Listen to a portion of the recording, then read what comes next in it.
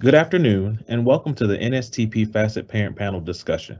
My name is James Allen Jr., and I'm a coordinator for New Student and Transition Programs here at Georgia Tech, where I specifically oversee our extended orientation program, Rec Camp. Today, I will serve as your moderator for this panel, along with my colleague Cynthia Jennings, who is the Director of New Student and Transition Programs. We are so excited that you are here with us today and welcome you and your students to the Georgia Tech family. We also hope that you and your loved ones are safe during these uncertain times. To begin our panel discussion, our panelists will have the opportunity to introduce themselves.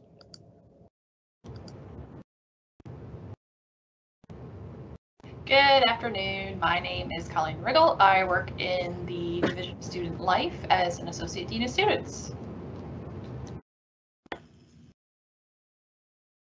Good afternoon. My name is Ansley Sharp. I am the Assistant Registrar for Registration.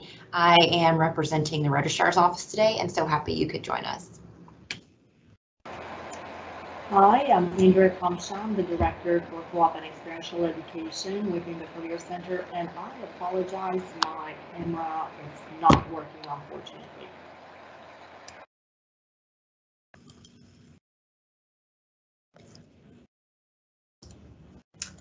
Hi, good day. My name is Carlene Andrew. I am the Assistant Director of Student Account Services in Bursar and Treasury Services. Welcome to Georgia Tech. We manage all student accounts, all things student billing related. Thanks for joining us.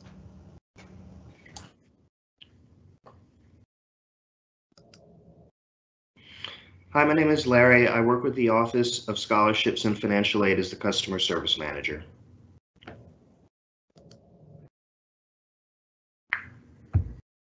Hi there, my name is Brett Hulst. I'm the Associate Director of Residence Life, and welcome to all of you from the Division of Campus Services.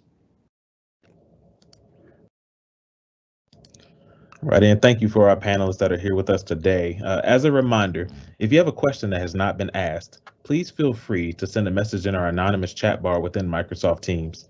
If we do not receive many questions during this session, we will be ending early as a forewarning. We will do our very best to field all questions asked within this hour time frame. If you ask a question and we don't publish it, it is because we have already answered this question. This video will be posted in the FASET guest canvas later today. To begin our discussion, we now start with our first question in the chat.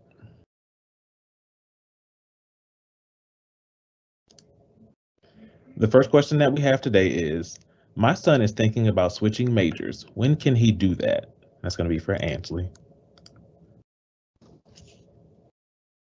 Yes, that is an excellent question. So the rules are going to vary depending on the type of student that you have. If you have a student coming in as a first-time freshman student, they are permitted one unrestricted major change, but that can only be done until after the fall semester gets rolling. So if that is your student situation, please just have them wait. They need to register today with the major that they currently have right now. Now, if your student is coming in as a transfer student, meaning they have attended a college previously, then their major is going to be set. They do not have that unrestricted major change option. So if throughout the fall term they are feeling unfulfilled, unsatisfied with the major, I do encourage them to speak with their academic advisor about any options that they may have. We thank you so much for that answer there, Ansley. This next question is going to be for Andrea. The question is, my daughter wants to get involved with undergraduate research. What is the best way to do that, and can a first year do research? So I would actually advise them to check with their academic department. Various faculty have various research that they are working on. And each faculty does have their own website in which they are publishing that information. So that would be the first step. I'm also going to put in the response, the website that they can go to. We do have in the Office of Undergraduate Education an ambassador program with students who have completed research, and they can advise other students that are interested in these opportunities. But mainly it starts with the academic department and researching the faculty within those academic departments for the various research that they have going on. All right, and thank you so much for that answer, Andrea. This next question is going to be for Brett in Campus Services. The question is, what kinds of options for transportation are there late at night? Absolutely. We have a couple options for late night transportation. Our Stinger bus service runs through campus till around 10 o'clock at night. And the Passio Go app is an app your students will be learning about that shows where buses are on campus at any given time so that they can go out to the bus stops and meet the buses when they arrive. We also have a late night bus service that goes till about 2 or 3 in the morning, depending on the day. And there's also the Stingerette service, which runs into the evening, which is on demand ride service for all of campus, so students can get around to campus from campus points and also to the MARTA stations and to places in Tech Square and things like that. There also are some other apps that students could download, Live Safe being one of those, where the police can monitor their progress across campus if they choose to walk across campus with friends or by themselves. We don't encourage folks to walk by themselves, but sometimes if they need to do that, the police will follow them through the app and make sure that they're getting from point A to point B on campus. But through transportation, there are a number of bus routes that run through campus late into the evening, and the Stingerette services is available as well. And that information is all at the Parking and Transportation website. Thank you so much for that answer, Brett. And while I have you here, I have another question for you. The question is, when can I visit my student in their dorm? Right now, after move-in, we're letting parents and families assist with move-in, but then we're asking folks to not stay in the buildings after that. We have limited visitation during the first few weeks of school through September 7th. After that point, we'll make some decisions based on how the COVID Delta variant is affecting campus at that point. But we are limiting visitation. Students may only remain in their residential buildings and visit with other people in their residential buildings during that time. We have limited hours in our gyms, so we can continue our cleaning protocols. So we are still using COVID protocols in our buildings, at least through September 7th, just to make sure that we stay on top of any outbreaks that might occur in the residence halls so that we can do our very best to take care of those so we can limit that as much as possible. So after September 7th, check back in with us. You can always visit your students on campus. You can visit outside the residence halls. There's lots of great places to see on campus, places to go eat, places to walk around, and we highly encourage that. And I'm sure we'll put a plug in for Parents Weekend, which comes up in October. So lots of times to visit, but not in the residence halls until at least after September 7th. But we'll have more information on our website if we have to extend that. And thank you for that answer there, Brett. This next question is going to be for Andrea, and it's actually the next two questions. Should my daughter take GT 1000, and what percentage of students take GT 1000? I would strongly encourage your students to take GT 1000, the GT 1000 class, because that is where they're going to be provided a lot of information about various resources on campus, things that they can get involved in. And it also aids them in transitioning a little bit easier from high school into college. So that is definitely a course that gives them a head start, and it provides them with a lot of resources that they can be using throughout their time here at Georgia Tech. And there are various GT 1000 options. Some of them are more major specific, some of them are more general. But either one of those courses, it would be of a great value for any student that is involved in GT 1000. In terms of what percentage, so these courses are optional. They provide a one credit hour. And I want to say that we do have a large percentage of students that are taking these courses. I am not quite sure in what the exact percentage is, but again, the students who do take these courses get a head start in terms of tapping into the resources that are available and understanding what's available to them, and they can plan ahead, when they can take what and plan their academic courses along with the things that they're interested in. All right, and we do thank you for those answers there, Andrea. This next question is going to be for Angeli. The question is, my son's official AP scores are delayed. However, he is able to retrieve them on his device from College Board. Can these be used to allow him to register until the official scores are sent to GT? So the Office of the Registrar's Transfer Review Team will not review unofficial scores, and anything that's not sent directly from College Board is considered unofficial. So at this point, since your student is going to be registering this afternoon, I would encourage them to provide an unofficial copy that they have to their major advisor during the advisement session, and see if perhaps the teaching departments for any course that is going to need the AP score would be willing to issue them a permit based on that unofficial score. Can't make any guarantees. That's going to be a decision made on the ground at the department level, but I would encourage your student to go ahead and give that a try today so that at least they can see the scores are coming, and hopefully they'll be willing to issue that permit. Thank you for that answer, Ansley. This next question is going to go back to Andrea. The question is, how hard is it for a first year to get an internship? Sure. So one of the things that we advise first-year students is to definitely concentrate on their academics in their first term at Georgia Tech. They can start applying for internship opportunities in the spring semester. So in this case, it would be spring of 2022. Most of the first-year students end up securing internships at the end of their first year. So that would be for summer of 2022. We do have companies who will hire freshmen as well, although they are not in large numbers. But again, one of the things that we advise first-year students to do to actually get a head start is to visit our all majors career fair. That is the biggest career fair at Georgia Tech. This year is going to be held on September 13th to September the 15th. The first 2 days are going to be held in person. The third day is going to be virtual. But this is the time when first-year students can visit the career fair, see the layout, see who the companies are that are participating, what it is that those companies are offering, how students are interacting with the company representatives.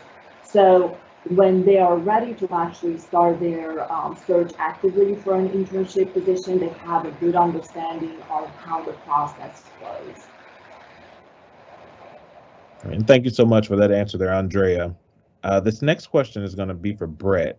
The question is, my daughter lives in West Campus. How safe is it to walk, and are there any zones she should avoid? So campus is relatively safe. You can actually go to our police website and there's lots of crime statistics for campus. And so just so you know, there are no places on campus that I would say you need to specifically avoid, or even just off of campus either. Students know kind of what's going on, and we have lots of information about when crime does happen in our area that students, that the police will send out to students so that they're aware of issues that might be happening in the area. We do encourage students to walk in groups, though. We don't want students walking alone, particularly at night. When folks are going jogging, not wearing have their earbuds in and things like that, just to be aware of their surroundings and to know where they're at and to be aware of their surroundings. That's really the best advice I would give to any student. This is not a particularly unsafe campus, but we are in a city, and so there is crime around campus and on campus occasionally as well. So just to be aware, to follow up with the police website and look for the information that's coming from the police about anything that's emergent on campus. But walking in groups at night, particularly using our transportation options and being aware of your surroundings will keep most students very, very safe. We do thank you for that answer there, Brett. This next question is a popular one that we get. As for Colleen, how does my son or daughter join a Greek organization? Hello, James, that is a very popular question. It's a good one. And so I will say that the best way to join a Greek organization would be to do the registration process to be a part of recruitment. I will mention that if your daughter is thinking about joining a sorority, the registration link closes today at 2. So I'll drop that in the chat in just a moment. And so they'll need to be a part of that registration to be a part of that.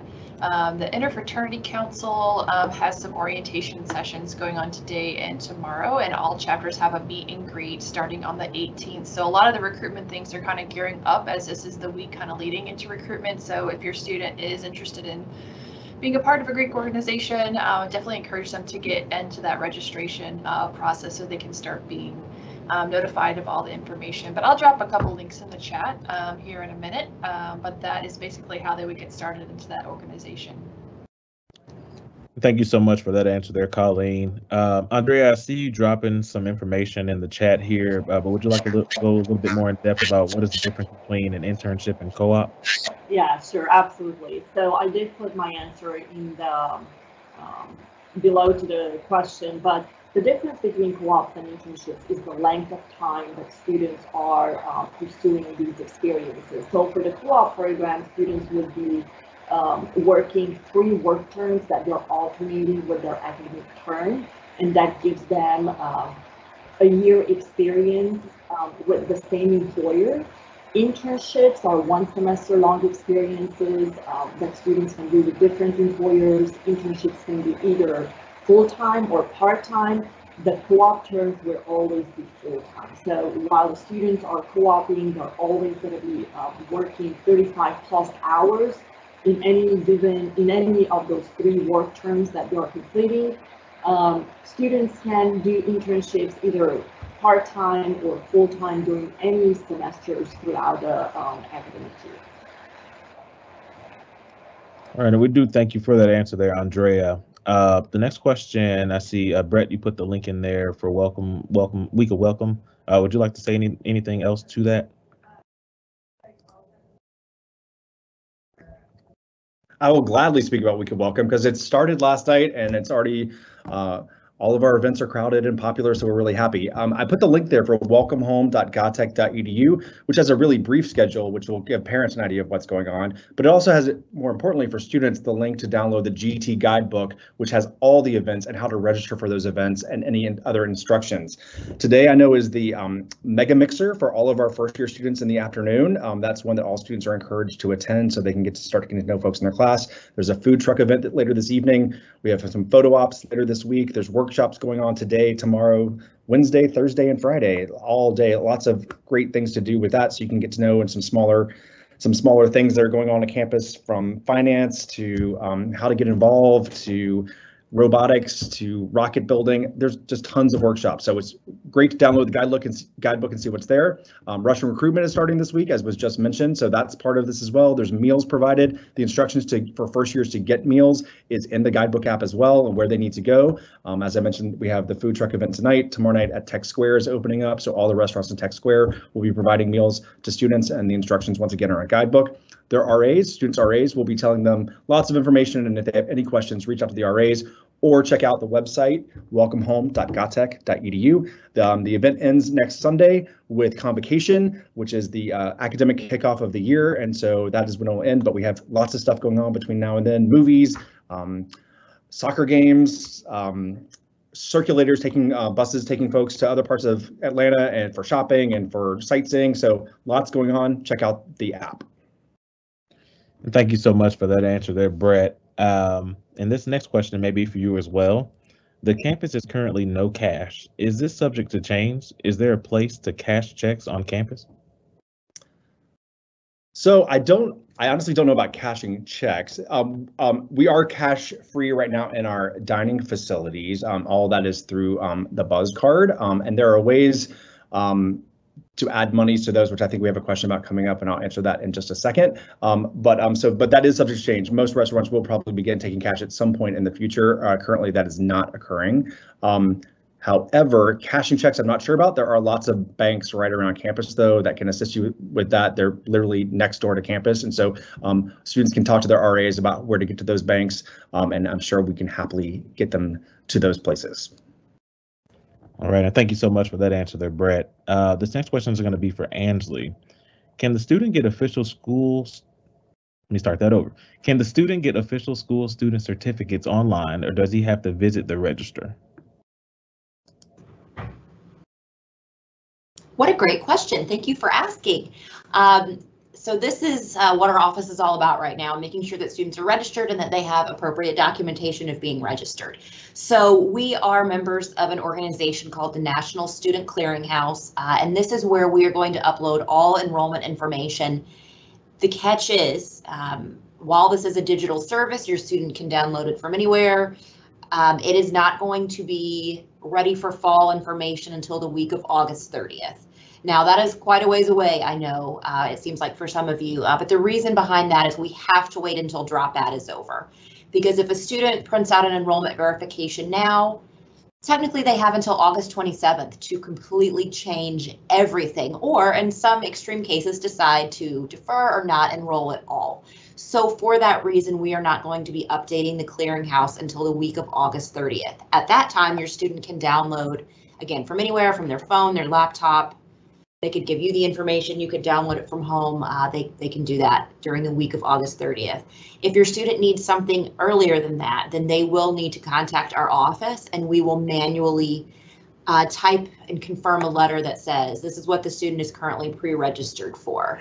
So unfortunately, that is a manual process for us for the next 2 weeks. But once we hit August 30th, that can be done anytime, anywhere from any computer. We thank you so much for that answer, Ansley. And I am seeing that we have one more question in the chat. So this is going to be our last question of this session. The question is for Brett. How much money should I be inserting for the Buzz card? Besides restaurants, what else could you use it for? I think it's a really nice question to ask because I would think your students would say, please put $1 million on my Buzz card, but you don't actually have to put any. Students can put the money on themselves, but if you'd like to, I would say just some small amounts just for them to have some spending money on campus, whatever you think they would need, whatever seems appropriate for you and your budget and for your students' budget. You can always add more at any time if there's an emergency or they need to, or they can add it, you can add it. It's really easy to do. You can use the Buzz card in a number of places on campus.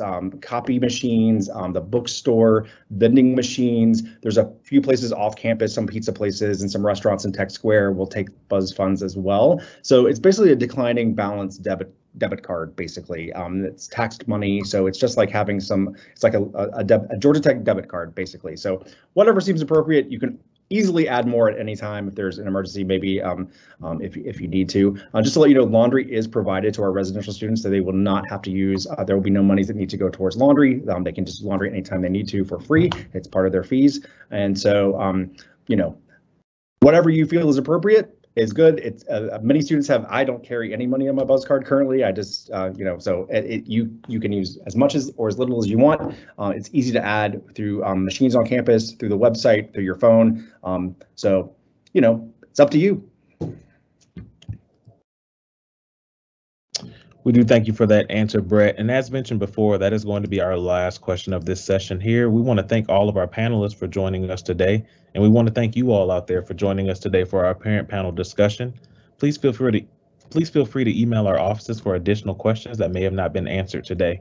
Please be sure also to join us today for our Whatever Yellow Jacket Parent Should Know presentation at 2 p.m. with our very own Dean of Students, Dean John Stein, the Parent Fund, and Parent and Family Programs.